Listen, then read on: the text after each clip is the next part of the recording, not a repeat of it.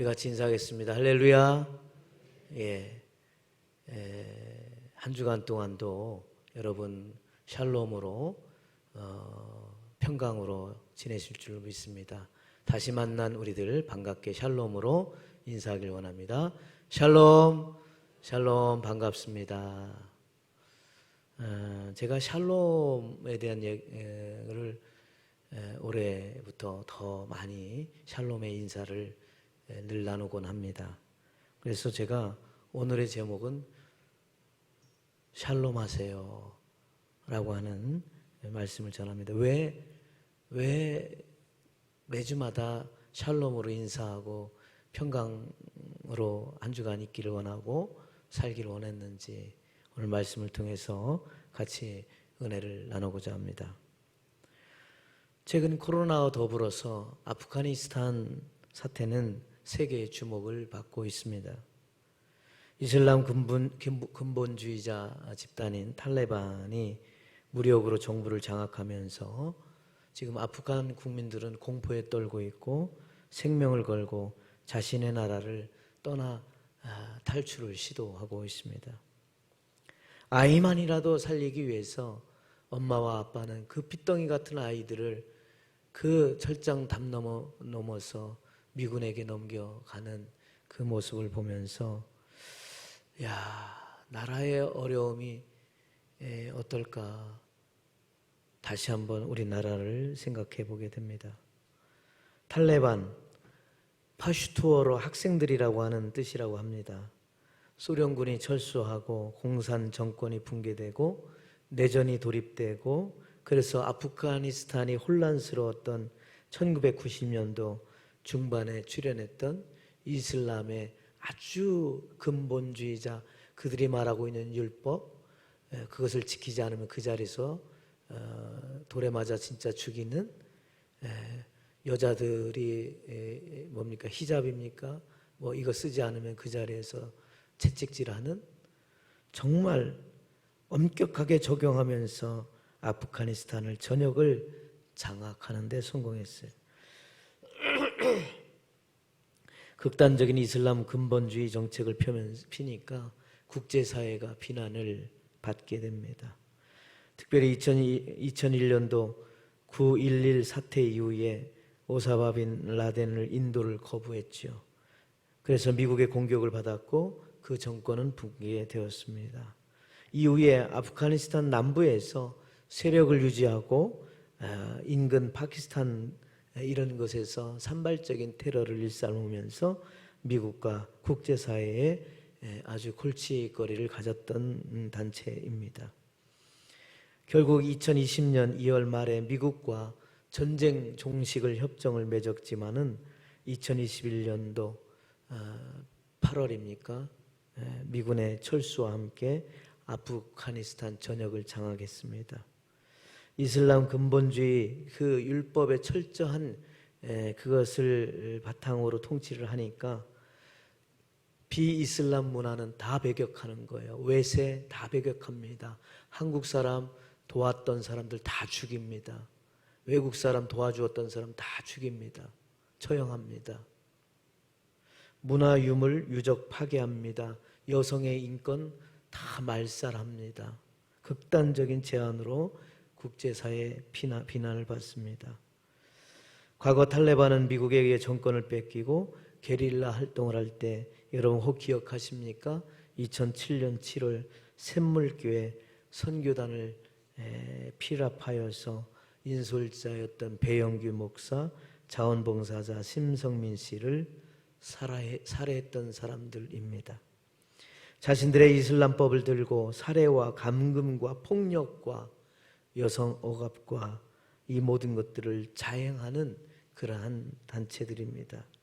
국제사회의 지탄을 받고 있습니다. 이틀 전입니까? 탈레반보다 더 근본적으로 더 악하게 그러한 세력을 끌고 가는 이슬람 호라산이라고 하는 사람들이 또 테러를 일삼았습니다. 카불 공항의 탈출 대기자 숙소에 테러를 발생해서 미군을 포함해서 200여 명의 사망자가 나오게 됐습니다. 전쟁의 전쟁입니다. 전쟁과 폭력에 정말 노출되어 있는 그곳은 사는 것이 아닙니다. 오죽하면 자기 나라를 탈출하겠습니까? 진정한 평화와 화평의 나라가 되기를 정말 가슴이 아프고 정말 안타까워서 기도하지 않을 수 없습니다. 그런데 이 나라와 나라 사이의 전쟁, 이런 것들이 우리를 위협하고 있습니다마는 이 전쟁이라고 하는 것이 과연 나라와 나라만이 있는가? 우리의 인생 속에서는 없는가? 묻고 싶습니다. 우리는 평안하게 행복하게 살기를 원하지만은 외부의 환경이나 고난으로 인해서 나도 모르게 내가 원치 않지만 전쟁에 휘말리고 그런 폭력과 고통에 휘말리게 됩니다. 어떤 사람은 전쟁과 같은 인생을 살아오는 사람도 있습니다. 내 인생을 내 마음대로 살 것 같지만은 우리의 마음대로 살지 못해서 어떤 사람은 전쟁 같은 인생을 살아옵니다. 나라와 나라의 전쟁만이 아니라 내 인생을 속에서도 전쟁과 같은 삶을 사는 것이 우리의 인생입니다. 그러기에 우리의 인생을 다시 한번 돌아봐야 합니다. 우리의 인생을 평안하게 행복하게 살기 위해서 성경은 우리에게 이렇게 말하고 있습니다. 로마서 5장 1절에 그러므로 우리가 믿음으로 의롭다 하심을 받았으니 우리 주 예수 그리스도로 말미암아 하나님과 화평을 누리자라는 것입니다. 하나님과 화평을 누리지 못한 자가 전쟁 속에 있다고 하는 사실입니다. 우리가 왜 전쟁 속 같이 사는가? 왜 평안을 누리지 못하고 사는가? 우리는 하나님과 화평이 깨져 있기 때문입니다. 하나님과의 화평의 문제, 과연 여러분들은 어떻습니까? 여러분의 삶이 정말 하나님과 화평한 관계 속에 있습니까? 하나님과 화평을 누리길 원한다면 오늘 말씀에 우리는 좀 더 귀를 기울여야 합니다. 여러분, 이 화평의 언어는 헬라어로 에이레네입니다. 평안입니다. 전쟁에 반대되는 겁니다. 전쟁이 끝나는 것입니다. 평안입니다. 평화입니다. 그런데 이것은 구약에서는 히브리어로 뭐라고 말하냐면 샬롬이라고 말하고 있습니다. 그러니까 웹문서의 블로그에 나타났던 그 샬롬의 내용을 파고 들어가 보니까 샬롬은 5가지의 귀한 뜻을 갖고 있습니다. 여러분 기억해 보십시오. 샬롬은 첫째로 평화라고 하는 의미가 있습니다. 이것은 외부적인 측면입니다. 내가 잘 살고 있지만 나 바깥에 외부적인 나라와 전쟁 속에 나도 모르게 평화가 깨집니다. 사회가 어지러워서 나도 모르게 평화가 깨지고요. 여러분 가정이 있어서 나 자신도 모르게 깨지면 그 평화가 깨지게 되는 것입니다. 그렇기 때문에 디모데전서 2장 1절로 2절에 사도 바울은 이렇게 말하죠. 임금들과 높은 지위 있는 사람들을 위해서 기도하라는 것입니다. 나라와 민족과 그리고 그 대통령과 그 위정자들, 지도자들을 위해서 기도해야 된다는 것입니다. 정치가 바로 돼야 국민이 잘 살 수 있는 겁니다. 아프가니스탄의 정치가 엉망이 됐기 때문에 나라를 떠나려고 하는 것입니다. 전 세계가 긴장하고 있습니다. 평화, 이 외부적인 이것이 깨지면 내가 갖고 있는 경건의 삶도 신앙의 삶도 깨지게 됩니다.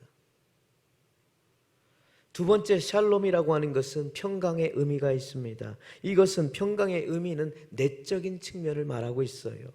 여러분 내 마음의 평화가 얼마나 중요한지 모릅니다. 혹 외부로서 평화롭지 못하고 정말 그렇다 하더라도 내 마음의 전쟁이 일어나지 않는다면 내가 정말 고요한 이 내 마음 속에 파도가 치지 아니하고 하나님과의 관계 속에서 내가 평강을 유지할 수 있다면 그 사람은 아무리 외부에서 큰 비바람이 치더라도 하나님과의 관계 속에 평안의 삶을, 내적인 평강을 이룰 수가 있는 것입니다. 세 번째는 이 샬롬이라고 하는 것은 정의를 말하고 있습니다. 정의가 뭡니까? 불의를 생각하면 됩니다. 악하고 더럽고 추하고 불법을 일삼는 것에 벗어나서 바르고 옳은 정의가 충만한 것을 말하고 있습니다. 아모스 선지자도 아모스 5장 24절에 오직 공법을 물같이, 정의를 하수같이 흘러라고 그랬습니다. 여러분, 이 시대에 가장 화두가 되는 것은 공정입니다. 내로남불이라고 하는 것에서 벗어나길 원하고 있어요. 공정이 얼마나 중요한지를 다시금 말해주고 있습니다. 여러분, 또한 샬롬은 질서를 말하고 있습니다. 오늘날 가정과 사회가 무너집니다. 질서가 깨집니다. 여러분, 질서가 깨지면 어떻게 됩니까? 위아래도 없습니다. 아무것도 없습니다. 여러분, 우리가 성경에는 철저히 질서를 가르쳐주고 있습니다. 하나님과 질서를 우리는 알아야 합니다. 교회의 질서를 우리는 알아야 합니다. 그런데 이것이 깨지는 것입니다. 샬롬은 질서를 말하고 있습니다. 가정의 질서가 세워지고, 교회의 질서가 세워지고, 사회의 질서가 세워지고, 그래서 서로의 이 질서라고 하는 것은 차별을 말하는 것이 아니라 각자가 갖고 있는 위치를 말해주며 책임성을 말하고 있는 것입니다. 질서가 있어야 돼요. 샬롬, 질서입니다. 마지막으로 샬롬은 조화라는 뜻입니다. 서로 대립되거나 상충되는 것이 아니라 서로 부족하고 결핍된 것을, 서로 부족한 것을 채워주고, 서로 아껴주고, 서로 기도해주는 것, 조화를 이루는 것, 모든 것이 합력하여 선을 이루는 것, 샬롬입니다. 샬롬은 그러기에 평화와 평강과 정의와 질서와 조화를 말하고 있는 거예요. 그렇기 때문에 하나님과 화평, 샬롬을 누리자라고 하는 것은 이 의미를 다 담고 있는 것입니다. 이미 예수님은 에이레네 샬롬 말씀하셨습니다. 요한복음 14장 27절, 평안을 너희에게 끼치노니 곧 나의 평안, 나의 샬롬, 나의 에이레네 너희에게 주노라. 내가 너희에게 주는 것은 세상이 주는 것 같지 아니하리라. 너희는 마음에 근심도 말고 두려워하지도 말라. 할렐루야. 이것은 어떤 분쟁이나 문제가 전혀 없는 그러한 고요한 상태를 말하는 것이 아닙니다. 아니, 어떤 분쟁과 문제가 닥쳐와도, 우리를 흔들어 놔도 흔들리지 않는 절대적인 평온의 상태입니다. 죽음 앞에서도 그 어떤 외적인 환경에도 좌우되지 않는 샬롬, 평안입니다. 그러기에 예수 그리스도를 믿는 사람들이, 특별히 바울은 말합니다. 하나님과 화평을 누려야 한다고. 예수 그리스도를 믿는 믿음으로 하나님과 화평을 누려야 한다고. 어떻게 할 수 있을까요? 여러분, 하나님과 화평을 누릴 수 있는 사람은 육신의 전쟁에서 이길 수 있습니다. 예수님은 이미 마태복음 6장 31절에 그러므로 염려하여 이르기를 무엇을 먹을까? 마실까? 입을까? 하지 말라. 이는 다 이방인들이 구하는 것이라. 너희 하늘 아버지께서 이 모든 것이 너희에게 있어야 할 줄을 아신다 했습니다. 너희가 육신적으로 뭘 필요하는지 아버지가 안다는 겁니다. 갓난아기, 어린아이, 자식이 그 무엇을 필요로 하는지 아버지가 알듯이 우리 하나님이 우리가 뭘 원하는지 아신다는 사실입니다. 아주 쉽게, 아주 우리가 알아듣기 쉽게 비유로 말씀해 주시고 있습니다. 우리가 먹고 사는 것 때문에 우리의 육신의 삶을 위해 끊임없이 염려하고 걱정하면서 싸우고 다투는 일을 이제 그치라는 것입니다. 이미 하나님이 다 아신다는 것입니다. 이것을 믿음으로 받아들일 때 그 속에 평안의 역사가 임하게 된다는 것입니다. 끊임없이 무엇을 먹을까, 무엇을 입을까 하면서 우리는 미래에 대해서 염려와 불안 속에 살아갑니다. 사업의 실패를 걱정하고 직장 취직과 자녀의 결혼 문제 등 여러 가지 살아야 할 것 때문에 우리는 끊임없이 육신의 싸움과 전쟁에 휘말리고 있습니다. 어느 분이 그래요. 목사님, 사는 게 아니에요. 내 마음이 전쟁과 같아요. 예전에 어느 집사님이 이런 말을 합니다. 자식 걱정하면서 눈물을 흘리면서 이야기하는 거예요. 자신은 평생 눈물을 흘리며 살아왔다는 거예요. 자신이 결혼해서 바로 아이가 없어가지고 걱정했어요. 그래서 아이 달라고 눈물을 흘렸고, 그럼 하나님은 아이 주셨는데 아이가 돌이 되었는데도 걷지를 못해서 염려하고 울었어요. 또 말을 못해서 얼마나 걱정돼서 울었어요. 시간이 지나니까 해결이 됐어요. 아이가 아이가 유치원 들어갈 때쯤 되었는데 우리 아이가 아이들과 잘 적응하지 못해요. 그래서 걱정을 했어요. 초등학교 들어갈 때는 아이의 손을 잡고 뛸 듯이 기뻐했어요. 그런데 몸이 허약해서 또 눈물 흘리며 걱정했어요. 그리고 중학교 들어가서는 사춘기 때문에 홍역을 일삼았고요. 고등학교 들어가서는 대학교 들어가기 위해서 이리저리 뛰어다니며 눈물을 흘려야 했고요. 군대 보낼 때 하염없이 눈물을 흘릴 수밖에 없고 염려 걱정에 하루라도 마음을 졸이지 않을 수가 없었어요. 제대해서 좋은 직장을 위해서 놓고 기도하고 걱정했어요. 이제 결혼을 시켰어요. 그런데 결혼시켰더니 손자, 손녀를 낳아야 되는데 그거 낳지를 못해서 지금 걱정하고 염려하고 있어요.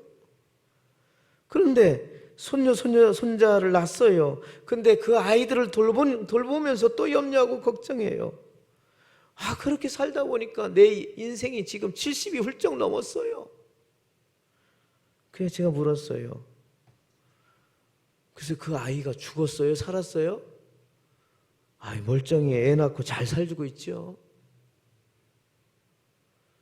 집사님, 이제 염려의 눈물을 그만 흘리세요. 하나님께 다 맡기세요. 70년 세월을 눈물만 보냈네요. 그랬더니 뭐라고 한 줄 아세요? 요즘에는 자식들 걱정 안 시키고 어떻게 잘 죽을 수 있을까 그것 때문에 염려하고 있어요.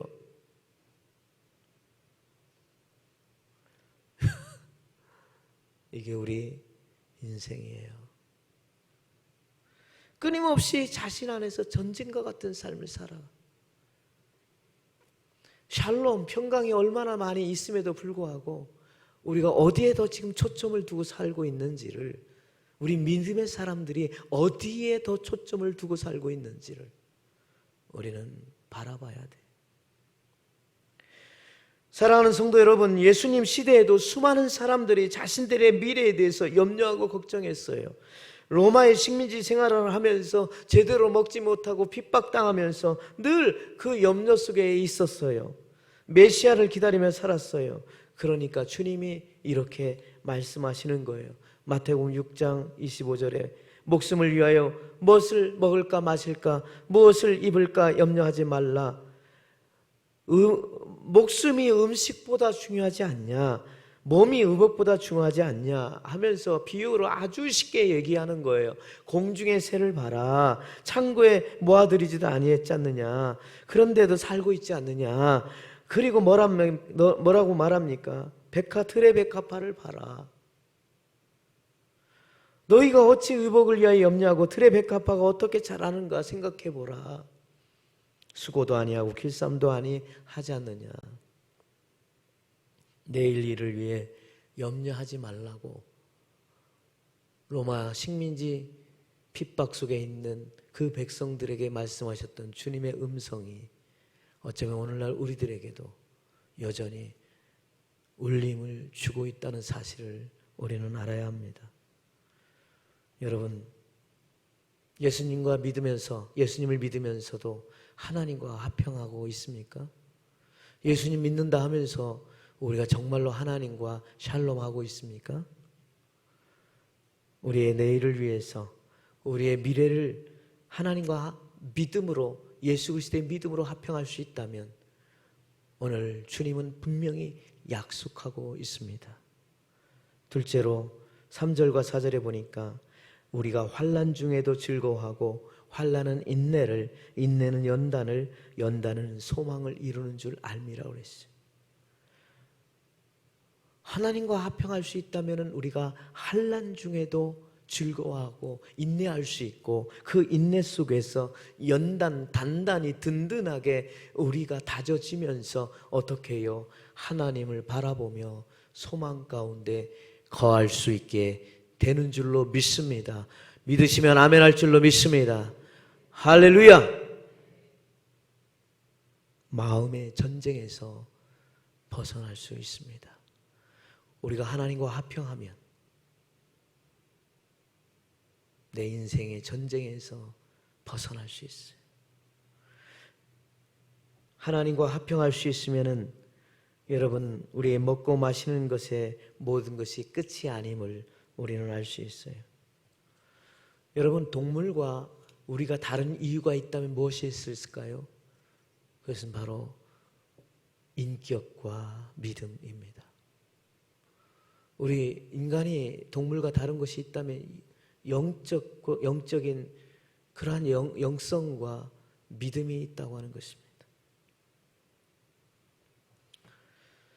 하루에도 수십 번 자신도 모르게 선과 악이 싸우고, 두려움과 시기 질투와 싸우고, 또 열등감에 빠져 늘 불행한 마음으로 살고, 마음의 공허함으로 중독에 빠지게 됩니다. 어떤 재벌가는 자기가 그 엄청난 재산도 많고 그 권력과 그 경제력으로 인해서 수많은 사람들 누리고 있으면서도 그는 이렇게 말합니다. 자신의 삶을 알 수가 없어. 내 삶이 드세요. 세상 말로 내 삶이 팔자가 세요 이래. 아무리 먹을 것, 마실 것, 입을 것이 많이 있더라도 마음이 평안하지 못하고 마음이 샬롬하지 못하니까 인생이 드셉니다. 내 팔자가 세.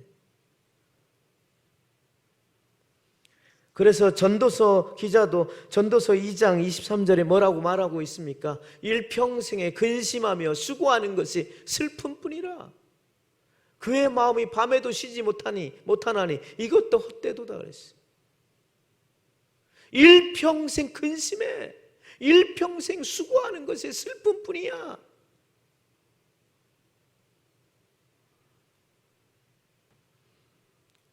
왜 요즘 많은 사람들이 중독에 빠져 살고 있습니까? 알코올 중독, 쇼핑 중독, 마약 중독, 섹스 중독, 게임 중독, 인터넷 중독, 몰래카메라 중독, 너무나 심각한 도박 중독, 이루 말할 수가 없어요. 다 마음의 병에서 오는 겁니다.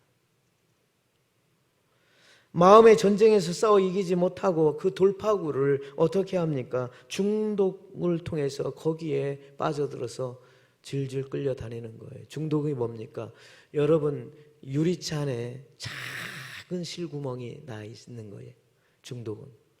거기에 물을 아무리 부어도 그 조그만 그 물구멍, 그 빈틈 사이에 물이 계속 빠져나가는 거예요.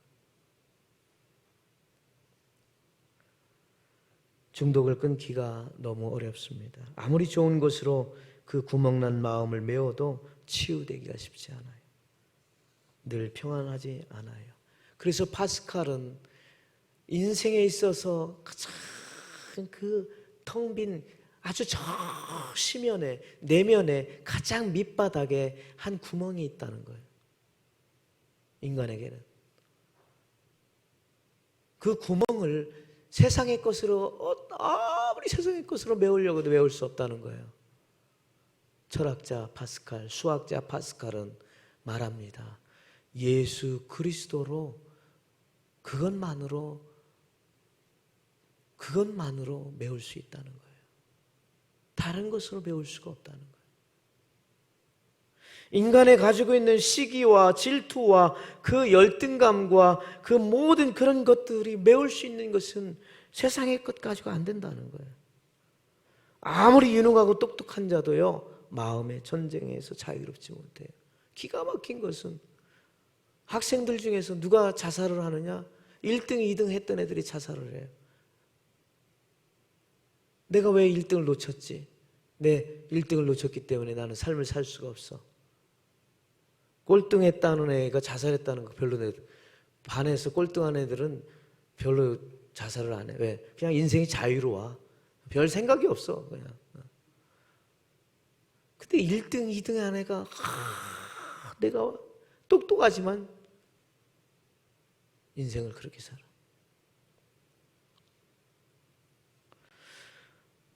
우리 마음의 시기와 질투와 열등감이 원망과 불평으로 두려움과 분노로 더 심각히 나가게 되는 거죠.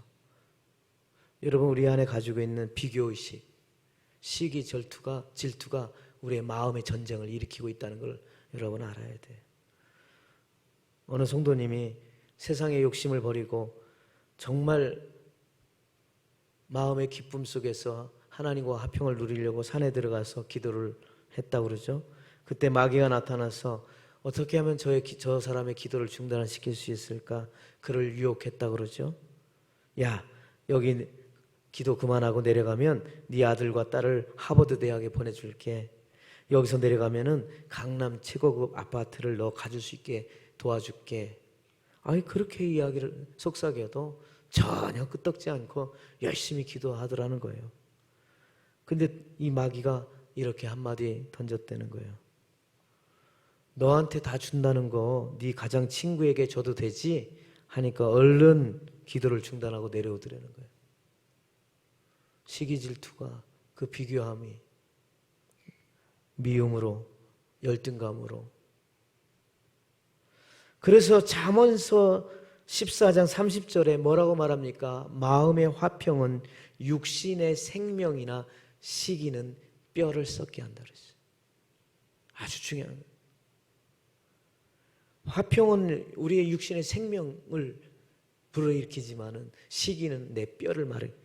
또 잠언 17장 22절에 마음의 즐거움은 양약이라도 심령의 근심은 뭐를 마르게? 뼈를 마르게. 여러분, 뼈에서 이 에너지가 나오고 산소 공급을 받으면서 이 우리 몸이 지탱이 되는 거예요. 이 뼈가 굉장히 중요하다는 거예요. 그냥 몸만 지탱하는 게 아니라 거기서 여러 가지 작용을 한다는 거예요. 그런데 여러분, 그 뼈가 마른다고 생각해 보세요.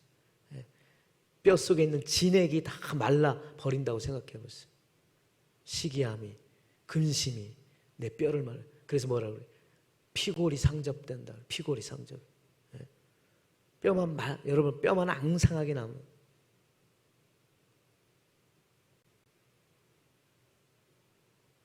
마음의 전쟁에서 평안을, 샬롬을 얻지 못하니까, 하나님과 화평하지 못하고 마음의 전쟁 속에 있으니까 뼈가 마르는 거예요. 그렇기 때문에 예수 그리스도를 믿는 우리 믿음의 사람들이 특별히 하나님과 화평하는 것을 놓쳐서는 안 돼요. 하나님과 멀어지니까 화평이 깨지는 거예요. 하나님과 점점 멀어지니까 화평이 깨지는 거예요. 기도했던 사람이 기도 안 해. 예배했던 사람이 예배 안 해. 자기 마음대로 살아. 근데 마음대로 살 것 같지만 어떻게? 육신의 전쟁과 마음의 전쟁으로 뼈가 말라가고 있어. 그런데도 그걸 알지 못해. 세상적으로 잘 살면 그게 다 잘 사는 건 줄 알아. 아니에요.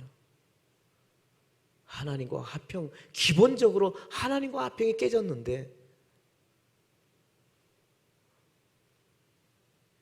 그러기에 사도 바울은 빌립보서 4장 6절에 아무것도 염려하지 말고 오직 모든 일에 기도와 간구로 너의 구할 것을 감사함으로 하나님께 아뢰라.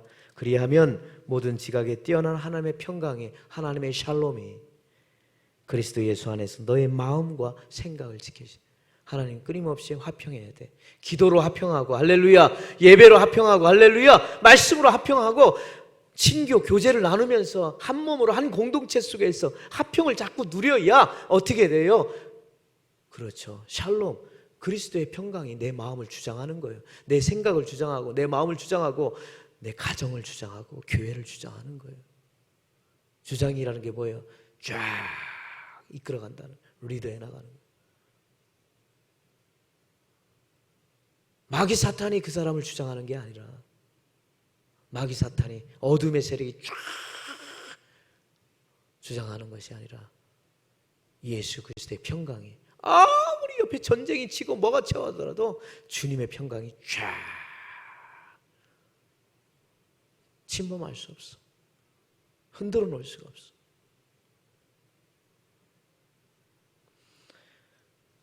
그러니까 어떻게 합니까? 하나님과 샬롬 하니까 영적 전쟁에서 마지막 승리할 수가 있는 거예요. 여러분 1절 하나님과 화평을 누리자 그랬습니다. 2절에 또한 그로 말미암아 우리가 믿음으로 서 있는 이 은혜에 들어가 하나님의 영광을 바라고 즐거워하느니라 라고 말하고 있어요. 영적인 전쟁입니다. 우리 인간은 영혼육을 이루어졌기에 하나님으로부터 창조받은 인간은 원래 하나님을 바라보며 살도록 그렇게 지음을 받았어. 여러분 전도서 3장 11절 하나님이 모든 것을 지으시되 때를 따라 아름답게 하셨고 또 사람들에게 영원을 사모하는 마음을 주셨. 여러분 보세요. 하나님이 모든 것을 지으시되 때를 따라 아름답게 지은 거예요. 근데 죄로 말미암아 타락했어요. 원래 인간은 하나님만 바라보면서 살아갈 수 있도록 그렇게 지음받았고 하나님이 아름답게 창조한 창조물들이에요. 회복해야 돼요. 죄로 말미암아 하나님과 원수가 되었고 평화, 샬롬의 관계가 깨지게 됐어요. 질서가 깨져버렸단 말이에요. 그래서 이사야 선지자는 이사야 57장 20절 그러나 악인은 평온함을 얻지 못하고 그 물이 진흙과 더러운 것을 솟구쳐대는 요동하는 바다와 같다고 그랬어요. 여러분 악한 사람은요 잘 사는 것 같지만 결코 평강이 없어요. 거기에 샬롬이 없어요. 왜냐하면 거기에 죄 때문에 인해서 평화를 거두기 어렵습니다. 이 세상이 끊임없는 갈등 속에 있는 것은 죄 때문에 그렇습니다. 죄로 인해 끊임없이 두려움에 시달리고 그 안에 평강이 사라져 버리기 때문에 어떻게 해요? 영적으로 유리방황하는 거예요. 코로나 때문에 어떤 사람은 다 샬롬, 하나님과 샬롬이 되기 때문에 코로나가 아무리 뭐해도 그 믿음이 든든하게 서가는 거예요. 근데 코로나 때문에 믿음이 막 흔들려. 하나님과 관계 깨져버려. 이 핑계 저 핑계 해가지고 하나님과의 내면, 영적인 내면이 화평이 간절히 깨져버려. 편하고 좋은 줄 알았어. 잘 사는 줄 알았어. 그래 그 내면은 메말라가고 있다는 사실을 알아야 돼. 빨리 회복해야 돼요.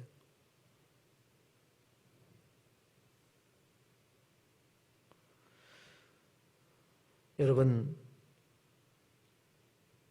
하나님이 우리를 얼마나 사랑하셨는지 당시 로마법에 의하면 로마 시민권을 가진 사람은 어떤 특별한 문제가 있을 때에 로마 황제에게 직접 재판할 수 있는 그러한 제도가 있었어요. 로마 시민에게는. 그래서 그 사람이 어떤 억울하게 또는 어떤 문제가 있을 때에 내가 황제에게 직접 재판을 받고 싶다. 그럼 황제한테 얘기해. 근데 황제가 봤을 때 이게 죄가 아니야. 그럼 황제가 뭐라고 하냐면 이 사람은 오라. 죄인이 아니야. 옳은 사람이야. 의로운 사람이야. 라고 땅땅땅 하면 그 사람은 자유함이 돼요. 여러분 그런 것처럼 우리 안에 있는 모든 죄악들을 예수 그리스도 그분이 십자가 때문에 우리가 죄인인 것 같지만 우리가 주님 앞에 나와서 무릎 꿇고 이렇습니다. 주님 살려주세요. 회개하고 주님 앞에 나올 때 주님께서 땅땅땅 너는 의로운 사람이야 라고 여겨주시는 거예요.